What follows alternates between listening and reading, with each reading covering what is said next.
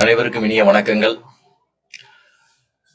இன்னைக்கு நம்ம பார்க்கக்கூடிய ஒரு ரிவ்யூ சுரேஷ் 360 டிகிரி போட்டித் தேர்வுக்கான ஒரு மாத இதழ் பற்றி பார்க்க போகிறோம்.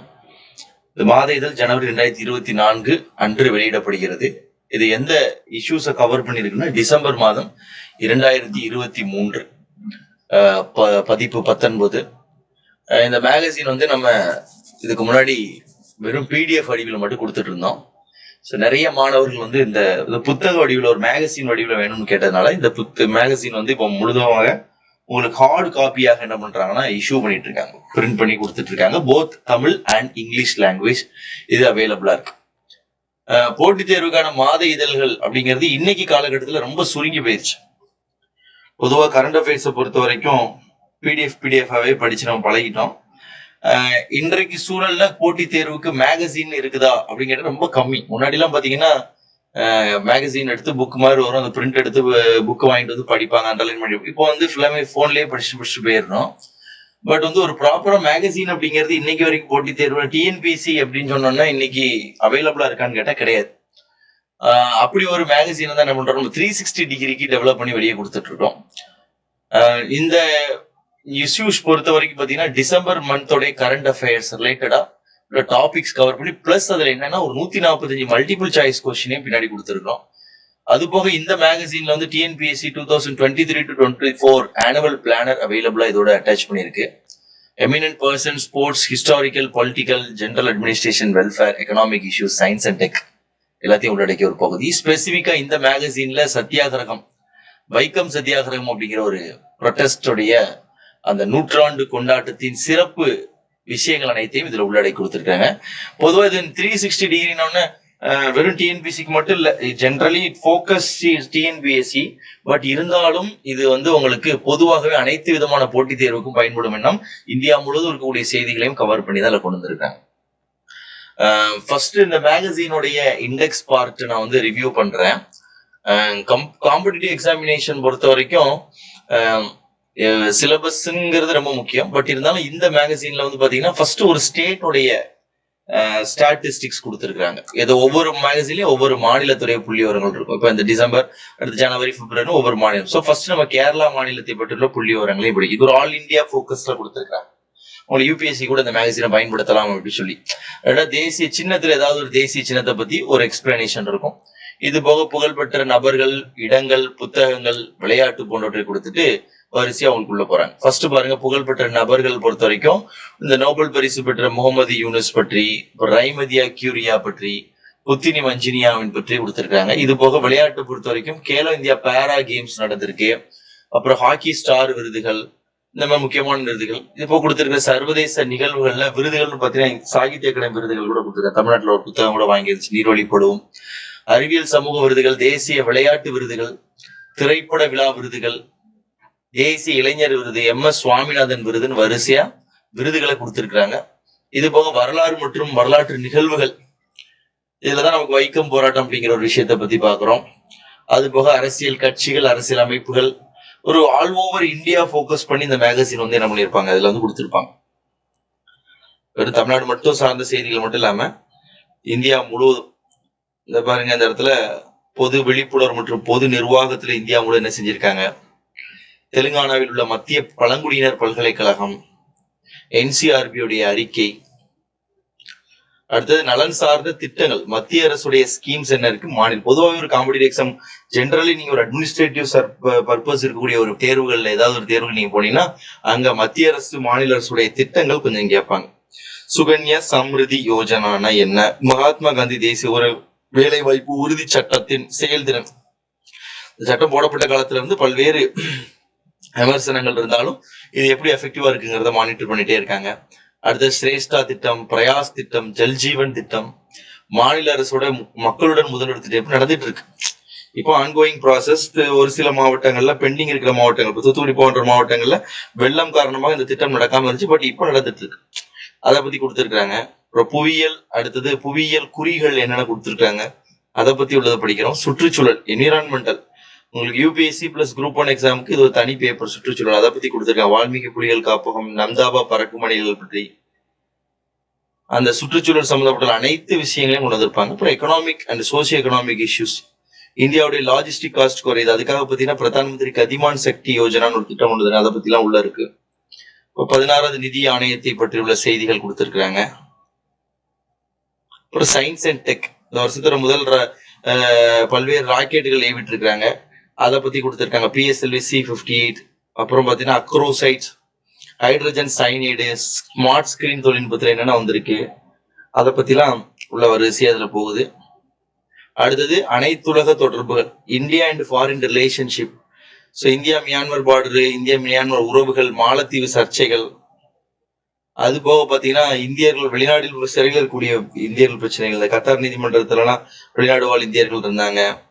உயர் நீதிமன்றம், இந்த கத்தார் நீதிமன்றம் வந்து மரண தண்டனை கொடுத்து அதுக்கப்புறம் பின்னாடி வந்து அது விலக்களிச்சிருந்தா அந்த செய்திகள் கொஞ்சம் கொடுத்துருக்காங்க. அதுக்கப்புறம் பாதுகாப்பு, INS இம்பால்னு ஒரு கப்பல் வந்து லான்ச் பண்ணியிருந்தாங்க. வடகிழக்கு மாகாணத்துல முதல் முறையாக அந்த மணிப்பூருடைய தலைநகர் இம்பால் அப்படிங்கறத வந்து பாத்தீங்கன்னா வச்சு ஒரு கப்பல் வந்து உருவாக்கி இருக்காங்க. இது போக இதர செய்திகள்ங்கிறதையும் கொடுத்திருக்காங்க. சரி, ஃபர்ஸ்ட் ஒரு பேசிக்கா பாத்தீங்கன்னா ஒரு மாநில விவரம், ஒரு நம்ம இந்தியாவுடைய போக்கஸ்ல பார்க்கும் பொழுது UPSC எக்ஸாம்ல பாத்தீங்கன்னா 28 ஸ்டேட்டோட ப்ரொஃபைல் நல்லா தெரியும். ஏன்னா நீங்க வந்து ஒரு 28 மாநிலங்கள் எந்த மாநிலத்திலாம் பணியாற்ற செல்ற வாய்ப்புகள் இருக்கும் பொழுது அந்த மாநில விவரம் என்பது கொடுத்துருக்காங்க. ஃபர்ஸ்ட் கேரளா மாநிலத்தை பத்தி ஃபுல்லா நீங்க படிக்கிறீங்க. ஸோ கேரளா பத்தி ஃபுல்லா டாப் டு பாட்டம் படிக்கணும். ஒரு 2 to 3 பேஜஸ்ல என்னென்ன இருக்கு, கேரளாவுடைய ஸ்பெஷல் என்ன, கேரளாங்கிறது எப்போ உருவானது, கேரளாவின் தலைநகரம் என்ன, அவங்களுடைய பாரம்பரிய நடனம் என்ன, அவங்களுடைய சின்னங்கள் என்ன. மலர் பொறுத்த வரைக்கும் பாத்தீங்க அப்படின்னா கனி கொண்டான்னு சொல்லுவாங்க, பழம் பலாப்பழம், மரம் தென்னை மரம், உங்களுக்கு பாலூட்டி இந்திய யானை, அவங்களுடைய லட்சணை லோகோலயே பாத்தீங்கன்னா யானையை கொடுத்திருப்பாங்க. சோ இத பத்திலாம் ஒரு ஆர்டிகிள் மாதிரி இவங்க கொடுத்திருப்பாங்க. தேசிய சின்னத்தை பத்தி, நீர்வாழ் விலங்கு, நிறைய பேர் நமக்கு இந்தியாவுடைய தேசிய நீர்வாழ் விலங்காக 2009ஆம் ஆண்டு கங்கை நதி டால்பினை வந்து அறிவிச்சிருக்காங்கிற செய்தி நிறைய பேர் தெரியாது. பட் இது ஸ்கூல் புக் 6th என்ன பண்ணிருக்காங்கன்னா அதை கொடுத்துருக்காங்க. 6ஆம் வகுப்பு தமிழ்நாடு அரசு பாடநூல்ல உங்களுக்கு தனியாக இந்த ஒரு பகுதியாக கொடுத்திருக்கிறாங்க. இது எங்க வாழுது, இந்த டால்பின் ஓங்கில் அப்படின்னு சொல்லுவாங்க, மனிதருக்கு ரொம்ப நெருக்கமான ஒரு செல்ல பிராணி மாதிரி. இந்த டால்பின் வந்து இந்திய அரசாங்கம் ஒரு தேசிய நீர்வாழ் விலங்காக அறிவிச்சிருக்காங்க. அதோட இனத்தை குறைஞ்சிடக்கூடாது, பாதுகாக்கணும் அப்படிங்கிற ஒரு காரணத்துக்காக நம்ம அறிவிச்சிருப்பாங்க. அதை பற்றியுள்ள செய்திகள் இருக்கு. புகழ்பெற்ற நபர்களை பற்றியுள்ள செய்திகள் இருக்கு. விளையாட்டு, எல்லாமே உங்களுக்கு வெறும் அப்ஜெக்டிவ் டைப் மட்டும் இல்லாம டிஸ்கிரிப்ட் எழுதுறவங்களுக்கு யூஸ்ஃபுல்லா இருக்கிற மாதிரி. சாகித்ய அகாடமி விருதுகள் பாரு, முக்கியமான கொஸ்டின், கண்டிப்பாக ஒரு TNPSC எக்ஸாம் இந்த வருஷத்துல கண்டிப்பா கேட்பாங்க. சோ அதுல யார் யாருக்கு என்னென்ன விருதுகள் வழங்கப்பட்டிருக்கு அப்படிங்கறத இங்க கொடுத்திருப்பாங்க. இது போக உங்களுக்கு இந்த வருஷத்துக்கான விளையாட்டில் முக்கிய விருதாக தயான் சந்த் கேல் ரத்னா விருது, மேஜர் தியான் சந்த் கேல் ரத்னா விருது, அதுக்கப்புறம் பாத்தீங்கன்னா அர்ஜுனா விருதுலாம் நிறைய கொடுத்திருக்காங்க. தமிழ்நாட்டை சேர்ந்த வைஷாலி என்கின்ற ஒரு பெண், ஒரு பெண்மணியோட சின்ன பொண்ணு வாங்கியிருக்கிறாங்க. தயான் சந்த் கேல் ரத்னா விருதுங்கிற முன்னாடி எப்படி இருந்துச்சுன்னா ராஜீவ்காந்தி கேல் ரத்னா விருதுன்னு இருந்துச்சு. அதை வந்து இப்ப தயான் சந்த் பேருடையில் மாற்றி இருக்கிறார்கள். சிராக் ஷெட்டி அப்படிங்கிறவர் பூப்பந்துக்காக என்ன பண்ணிருக்காரு, வாங்கியிருக்காரு. இவரோட சேர்த்து சாத்விக் சாய்ராஜ் ரெட்டி அப்படிங்கிறவரும் வாங்கியிருப்பார். சோ இந்த பூப்பந்துங்கிறது பேட்மிண்டன், அதுக்காண்டி கொடுத்துருக்காங்க. அது போக சிறந்த செயல்திறக்கான அர்ஜுனா விருது இதுல யார் யார் வாங்கினா, நம்ம தமிழ்நாட்டுல ஸ்பெசிபிக்கா பாத்துக்கோங்க, தமிழ்நாட்டுல யாருக்கு இந்த விருது கொடுத்துருக்காங்க அப்படிங்கறதையும் கொடுத்துருப்பாங்க. சில இடத்துல மேட்ச் பண்ணி சொல்லி கூட கொடுத்துருப்பாங்க. நமக்கு 6வது பாருங்க, திருமதி ஆர் வைஷாலி செஸ் போட்டிக்காக வாங்கியிருப்பாங்க. இது போக தமிழ்நாட்டுல இருந்து யார் வாங்கியிருக்காங்க, ஸ்போர்ட்ஸ் என்ன ஸ்போர்ட்ஸ்னு பாத்துக்கோங்க. சில டைம் கூட கொடுப்பாங்க, சுனில்குமார் எந்த விளையாட்டோட சேர்ந்தவர், அந்த மாதிரி கூட கேட்கலாம். எல்லா பிரிவுகளோட விளையாட்டுகளையும் ஒட்டுமொத்தமா இங்க கொடுத்துருக்காங்க. பயிற்சியாளர் விருது, வாழ்நாள் சாதனையாளர் விருது, யார் யார் கொடுத்திருக்காங்க அப்படிங்கிறதையும் பாத்துக்கோங்க. இதுல பாருங்க, கவிதா செல்வராஜ் அவர்களுக்கு 2023ஆம் ஆண்டு தயான் சந்த் வாழ்நாள் சாதனையாளருக்கான விருது கொடுத்து, என்ன போட்டியுடன் தொடர்புடையவர் கேட்கலாம். ஸோ கபடி போட்டியுடன் தொடர்புடையவர். ஸோ இது போக நிறைய விருதுகளையும் கொடுத்துருக்காங்க, அதை நீங்க வரிசையா பாத்துக்க வேண்டியதான். அடுத்தது இப்போ வரலாறு ரிலேட்டட் மோகினியாட்டம், காசி தமிழ் சங்கமம், வைக்கம் போராட்டம். அதாவது வைக்கம் போராட்டம்ங்கிறது ஒரு ஸ்பெஷல் ஆர்டிகிளாவையும் கொடுத்துருக்காங்க. இப்போ கேரளா மாநிலத்துடைய முதலமைச்சர் மாண்புமிகு அமைச்சர் பினராயி விஜயன் இருக்காரு பார்த்தீங்களா, பினராயி விஜயன் அவர்கள் தமிழ்நாட்டில் வந்து இந்த புத்தகத்தை லான்ச் பண்ண வந்திருந்தாரு. ஸோ கடந்த ஆண்டு பினராயி விஜயன் அவர்களால் இந்த புத்தகம் வந்து சென்னையில வந்து லான்ச் பண்ணப்பட்டது. அதை பத்தி கொடுத்துருக்காங்க. வைக்கம் போராட்டம், அதோட சிறப்பு என்ன, அதை பத்தி கொடுத்துருக்காங்க.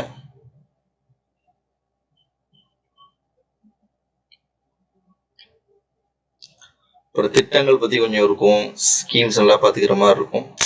உங்களுக்கு தான் புக்கு ஃபார்மேட்ல கிடைக்கிறதான் பிளஸ். என்னன்னா நிறைய நம்ம வந்து மெட்டீரியல்ஸ் வந்து பிடிஎஃபா ஃபர்ஸ்ட் கொடுத்துட்டு இருந்தோம். பட் இருந்தாலும் பிடிஎஃப்ங்கிறது நமக்கு நிறைய பிடிஎஃப் அவைலபிளா இருக்குமா, அதனால நம்ம பிடிஎஃப் என்ன பண்ண மாட்டோம், அவ்வளவு தூரத்துக்கு அதை ஒரு ஒருத்தர் எடுத்து படிக்க மாட்டோம். படிக்கனால 10 ரேட் மேல போய் போயிடும். ஒரு புக்குங்கிறது நமக்கு முக்கியம் பாத்தீங்களா. நம்ம எவ்வளவுதான் மெட்டீரியல் பிடிஎஃப்ல இருந்திருந்தாலுமே அதை நம்ம வாங்கி ஸ்கூல் புக்லாம் பிடிஎஃப்ல அவைலபிளா இருந்தாலும் புக்கா நம்ம வாங்கி படிக்கிறதா நமக்கு ஒரு பெஸ்ட்டுங்கிற மாதிரி இருக்குங்கிறனால நிறைய பேர் கேட்டதுனால இந்த பிடிஎஃப் வடிவத்தில் மட்டும் இல்லாம புத்தக வடிவத்தில் என்ன பண்ணிட்டு இருக்காங்கன்னா கொடுத்துட்டு இருக்காங்க. அந்த அந்த வடிவில் அந்த வகையில பாத்தீங்கன்னா இந்த புத்தகம் வந்து ஒரு மேகசின், உங்களுக்கு ஒரு சாதாரண ஒரு பஸ்ல போகும்போது கூட படிச்சுட்டு போற அளவுக்கு ரொம்ப ஒரு காம்பேக்டா ஒரு மேகசின் மாதிரி லான்ச் பண்ணியிருக்கிறோம். இந்த புக் வந்து இப்ப தமிழ்ல நான் வந்து உங்களுக்கு பிடிஎஃப் காமிச்சிட்டு இருக்கிறேன். பட் இது ஆங்கிலத்துல இந்த புக் வந்து அவைலபிளா இருக்கு. ஸோ அதையும் பாத்துக்கோங்க. ஜென்ரலா நம்ம புக்கை பர்ச்சேஸ் பண்ற மாதிரி நம்ம என்ன பண்ணலாம், அந்த புக்கை நம்ம ஈஸியா பர்ச்சேஸ் பண்ண முடியும்.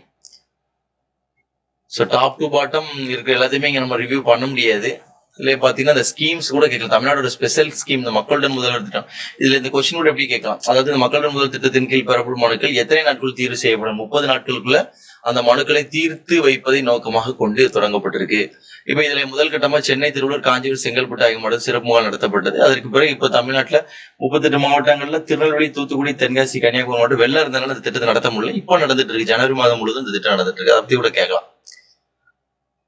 சோ யாரு இந்த திட்டத்தை முடிவு, இதோட நாள் எத்தனை நாளுக்குள்ள குறைகள் தீர்க்கப்பட வேண்டும் அப்படிங்கிற மாதிரி விஷயங்கள் எல்லாத்தையுமே இதுல பேஸ் பண்ணி கொடுத்துருப்பாங்க. ஓகேங்களா. இது ஒரு ஃபுல் ரிவ்யூ பண்ண முடியாதுனாலும் உங்களுக்கு பின்னாடி பாருங்க,